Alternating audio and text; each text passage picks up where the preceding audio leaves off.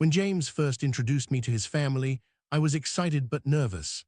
I'd heard stories about in-law dramas, but I convinced myself ours would be different.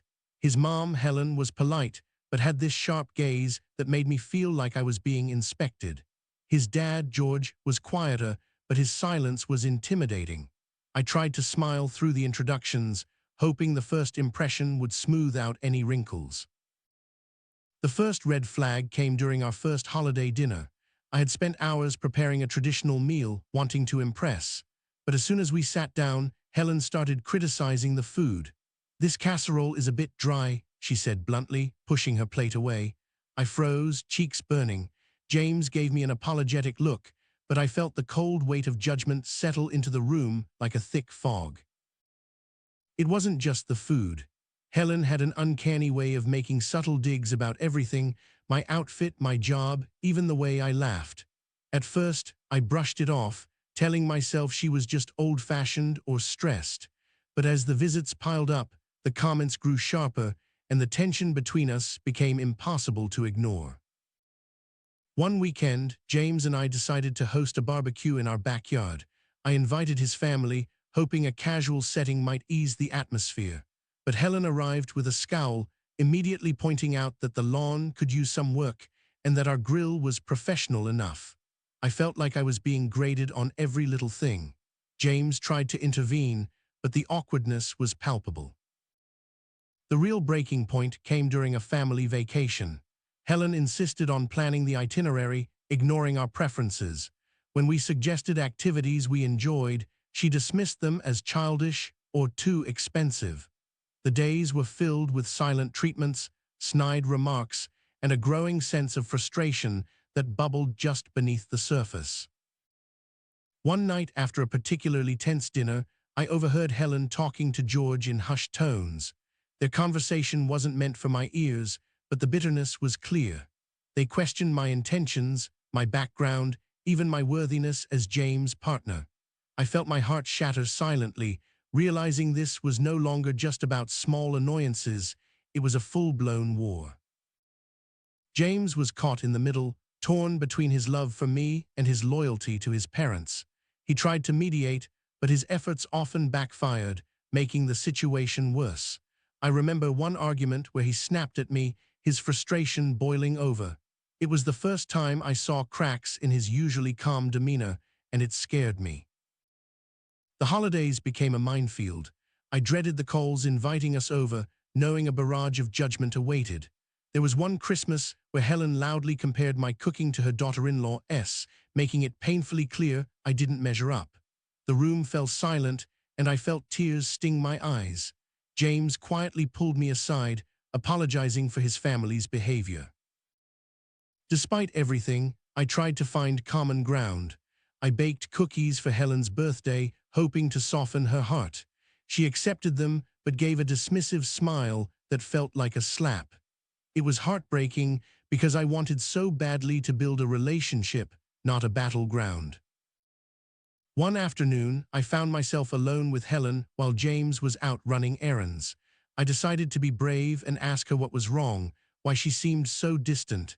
She looked at me with cold eyes and said, "You don't belong here. James deserves better." The words hit me like a punch, and I struggled to keep my composure. From that moment, I realized there was no simple fix.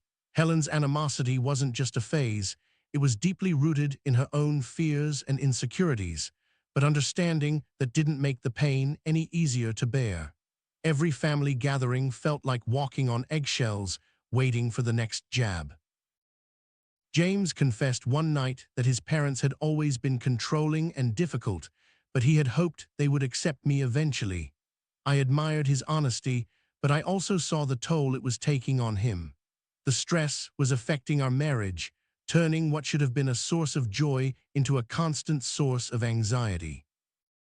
I started confiding in close friends, seeking advice on how to handle the toxic dynamics. Some suggested cutting ties completely, while others recommended patience and diplomacy. I wasn't sure which path to take, feeling trapped between loyalty to my husband and my own well-being. One particularly bad afternoon, Helen accused me of trying to come between James and his family, implying I was manipulative. The accusation was baseless, but it stung deeply. James defended me fiercely, which was a relief, but it also escalated the tension with his parents. After that, family events became battlegrounds of passive-aggressive comments and cold shoulders. I noticed James withdrawing, trying to protect me by limiting our visits, but that also created distance between him and his parents. It was a lose-lose situation that left us all frustrated and hurt. I began documenting the incidents, not out of bitterness, but to understand the pattern and remind myself that I wasn't imagining things. The constant criticism and hostility wore me down, making me question my self-worth. But deep down, I knew I deserved respect and kindness. One day, I confronted Helen directly during a family lunch. I told her how her words and actions made me feel. Her response was cold. "You're too sensitive. This is how families are." It was a dismissive blow that made me realize changing her perspective might be impossible. The tensions spilled over into James' siblings, who often took sides or avoided the drama altogether. It felt like a family fractured by unspoken resentments and alliances. I longed for peace, but felt stuck in a web of complicated emotions and history. James and I started seeing a counselor to navigate the emotional turmoil. It helped to have a neutral space to express our feelings and frustrations. We learned to set boundaries with his family and support each other more intentionally, but the underlying issues remained unresolved.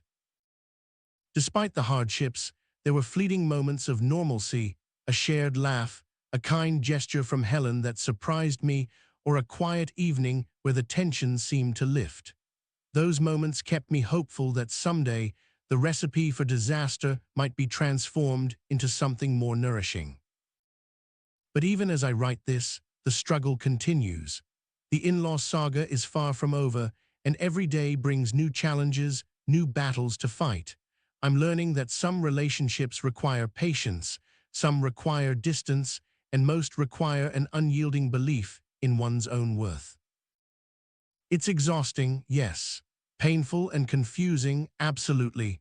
But it's also part of my journey, one that I'm still navigating with hope, resilience, and the fierce love I have for James, even when the people closest to him make it so hard to breathe.